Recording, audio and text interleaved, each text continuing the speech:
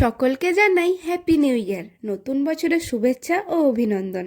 আজ আমি new year উপলক্ষেই একটা গ্রিটিংস কার্ড বানিয়েছি। চলো তোমাদেরও এই গ্রিটিংস কার্ডটা বানানো শেখাই। প্রথমে আর্ট পেপার দিয়ে নিজের পছন্দ মতো সাইজের একটা কার্ড বানিয়েছি। এরপর অন্য একটা আর্ট পেপার নিয়ে যেরকম মাপ দেখানো আছে সেরকম অনুযায়ী দাগ টেনে নেব। এবার লাস্টের দিক থেকে আর্ট পেপারটাকে সমানভাবে কেটে আর যে দাগগুলো টেনেছি ওই দাগ অনুযায়ী আর্ট পেপারটিকে ভাঁজ করতে থাকবো। এই গ্রিটিংস কার্ড বানাতে গিয়ে আমার সেই ছোটবেলার কথা খুব মনে পড়ছিল।